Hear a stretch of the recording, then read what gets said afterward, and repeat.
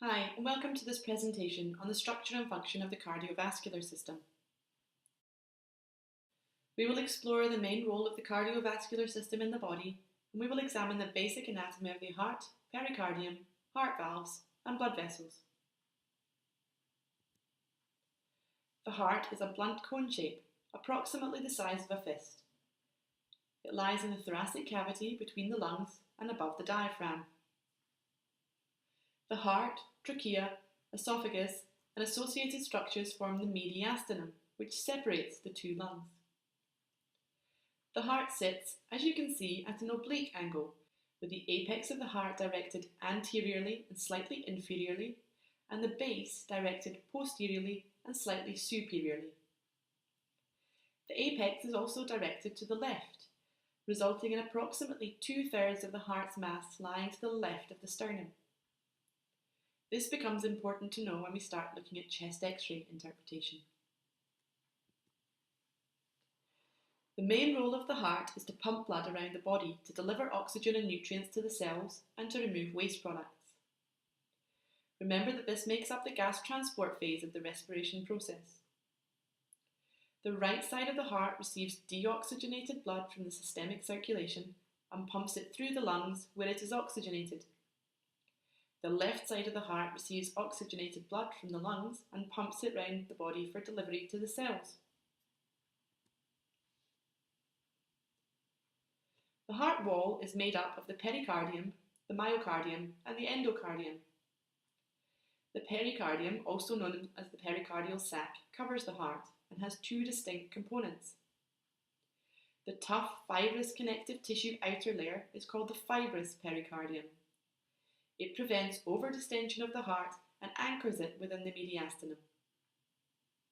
Superiorly, the fibrous pericardium is continuous with the connective tissue coverings of the great vessels. The thin, transparent inner layer is called the serous pericardium. The serous pericardium consists of simple squamous epithelium. There are two layers of serous pericardium, the external layer called the parietal pericardium, which lines the inside of the fibrous pericardium, and the internal layer, which is called the visceral pericardium, also known as the epicardium, and it lines the heart. The two layers of serous pericardium are continuous with each other where the great vessels enter or leave the heart. There is a thin layer of fluid between them called the pericardial fluid that helps reduce friction as the heart beats. Directly under the epicardium is a layer of loose connective tissue and fat, through which runs the vessels that supply the heart. The thickest layer of the heart is the myocardium, which consists of the cardiac muscle cells. The very inner surface of the heart is called the endocardium, and it is made up of simple squamous epithelium over another layer of connective tissue. The smooth cells of the endocardium allow blood to flow easily through the heart. The heart consists of 4 chambers, 2 atria, one on the right, one on the left, and 2 ventricles, one on the right and one on the left. The ventricles are separated by the interventricular septum, and the atria are separated by the interatrial septum. These prevent mixing of blood between the right and left side of the heart. On this image, you can only visualize the interventricular septum. The right atrium receives blood from the superior vena cava, the inferior vena cava, and the coronary sinus. The left atrium has 4 openings that receive blood from the pulmonary veins. We can see 2 of these openings on this image here. The right ventricle opens into the pulmonary trunk for distribution of blood to the lungs, and the left ventricle opens into the aorta for distribution of blood to the systemic circulation. You can see the muscle layer surrounding the atria is much thinner than that of the ventricles. This is because they only have to pump blood into the adjoining ventricle, whereas the ventricles have to eject blood from the heart into the pulmonary and systemic circulation, so the contraction requires significantly more force. The blood leaving the left ventricle going into the systemic circulation has to travel much further than that leaving the right side going into the pulmonary circulation. Therefore, the left ventricular wall is thicker than the right, allowing for a greater force of contraction. The heart has 4 valves that together ensure blood only flows in one direction. There are two valves separating the atria from the ventricles called the atrioventricular valves. The right atrioventricular valve is called the tricuspid valve, and the left atrioventricular valve is called the bicuspid valve, but is more commonly known as the mitral valve. There are also two valves separating the ventricles from the great arteries, the semilunar valves. The right semilunar valve is called the pulmonary valve, and the left semilunar valve is called the aortic valve. The atrioventricular valves are composed of cusps or flaps. They allow blood flow from the atria to the ventricles, but not back again. The right atrioventricular valve has three flaps, therefore is called the tricuspid valve, and the left atrioventricular valve has two flaps, and so is called the bicuspid valve. Chordae tendineae are connective tissue strings that attach the valves to the papillary muscles below.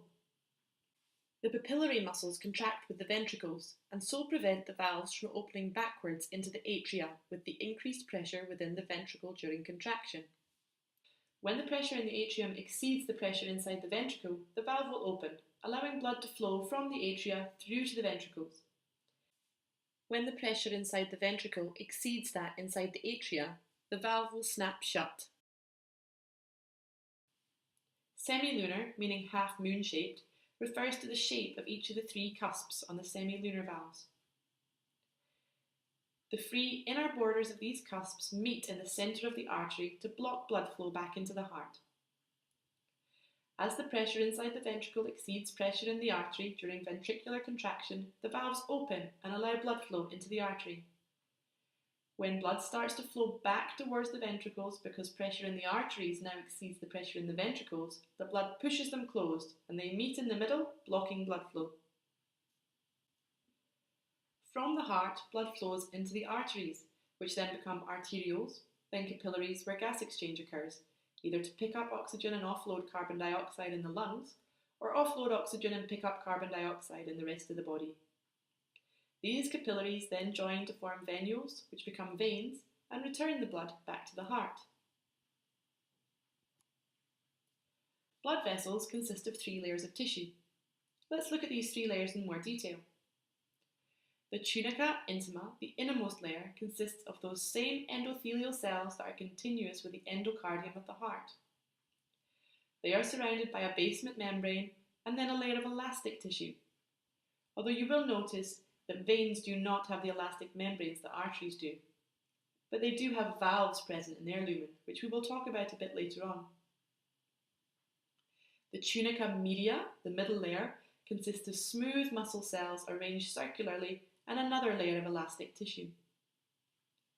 The tunica adventitia, the outer layer, is made up of connective tissue.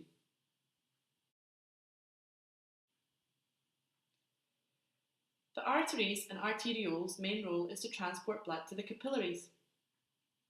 Arteries can be elastic or muscular. The large elastic arteries are found closer to the heart and are known as the conducting arteries. They have a high proportion of elastic tissue and a low proportion of muscular tissue. Their main role is to propel blood towards the muscular arteries. The muscular arteries have thick walls and a high proportion of smooth muscle. They have a smaller diameter than the elastic arteries. Their relative lumen diameter is low compared to the wall thickness due to the amount of smooth muscle in the walls. This allows them to constrict, termed vasoconstriction, or relax, termed vasodilation. They are called the distributing arteries because they can use their muscular walls to constrict and dilate specific areas to assist in direction of blood flow to where it is required. The arterioles have no identifiable elastic membrane in the tunica intima. They are also capable of vasoconstriction and vasodilation, and so also assist with the directing of blood flow. Let's look at capillaries now. Remember that the endothelium of the blood vessels is continuous with the endocardium of the heart. It consists of a layer of endothelial cells that rest on a basement membrane. This is the composition of the blood vessel by the time we get to the level of the capillary. Just a layer of endothelial cells and a basement membrane. There are three main types of capillaries, which we can see in this image. Continuous capillaries are approximately 7 to 9 nanometers in diameter. They have no gaps in the walls. The cells are packed closely together, stopping large molecules from passing through. They are found in body areas such as the central nervous system, skeletal muscles, and skin. Fenestrated capillaries have numerous openings or pores called fenestra, meaning windows, that are areas approximately 70 to 100 nanometers in diameter. The cell membrane consists of a porous diaphragm that is thinner than the normal cell membrane.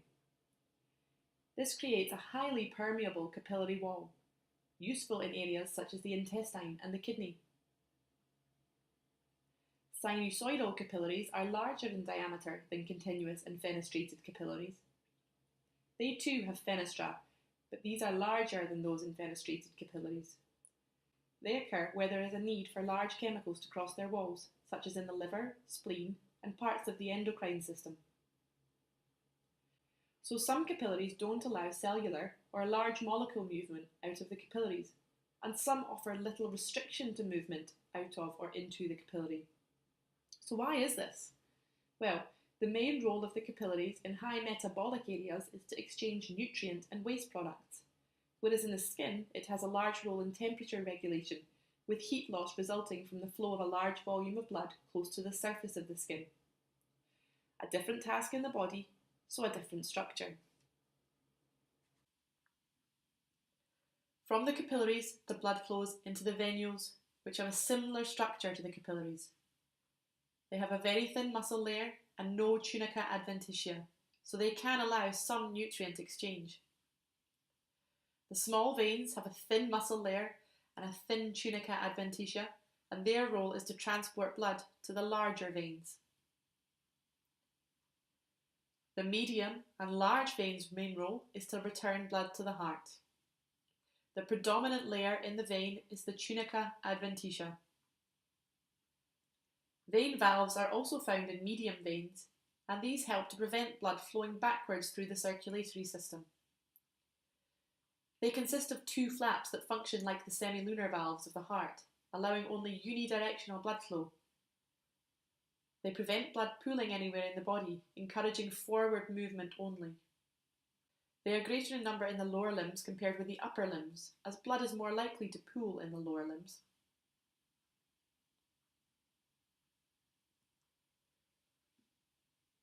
Blood flows to the lungs to be oxygenated from the right side of the heart. It comes into the right atria from the superior and inferior vena cava and the coronary sinus. It flows through the right atrium, the tricuspid valve, the right ventricle, then out of the heart through the pulmonary valve into the pulmonary trunk. The pulmonary trunk splits into the right and left pulmonary arteries. It is important here to note that even though the blood flowing away from the heart is deoxygenated, it is still an artery, not a vein. It is a common misconception that vessels that carry deoxygenated blood are veins, and those carrying oxygenated blood are arteries. This is not the case. Vessels that flow away from the heart are arteries, and vessels that flow towards the heart are veins. The arteries are designed to withstand the high pressures in the vessels as blood is being pumped away from the heart. The pulmonary arteries branch into arterioles and then capillaries where gas exchange occurs. The blood then flows through the pulmonary venules and into the pulmonary veins, where it is deposited back to the heart via 4 openings in the left atrium. The blood then flows from the left atrium, through the mitral valve and the left ventricle, through the aortic valve and out into the aorta. There are 3 main branches coming off the aortic arch, where the aorta comes up out of the heart, then loops around on itself before heading down the thorax and abdomen.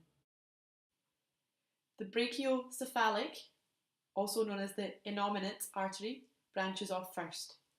This then splits to become the right subclavian and the right common carotid.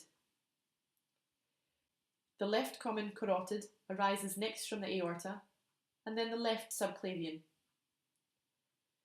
The vertebral arteries arise from the subclavian arteries, and along with the carotid arteries supply blood to the brain.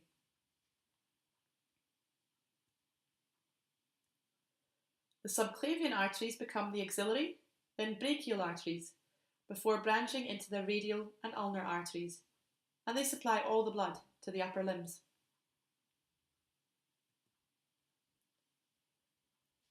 After the aorta loops up and around, it travels down through the thorax and abdomen as the thoracic and then abdominal aorta. Branching off this are the arteries that supply all the organs in the abdominal cavity. In the lower abdomen, it splits into the right and left common iliac arteries. In this image, you can also see the blood returning to the heart in the venous system.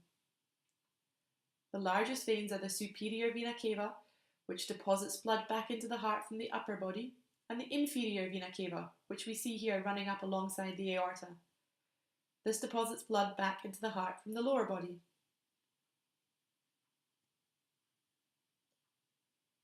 The common iliac artery becomes the femoral artery.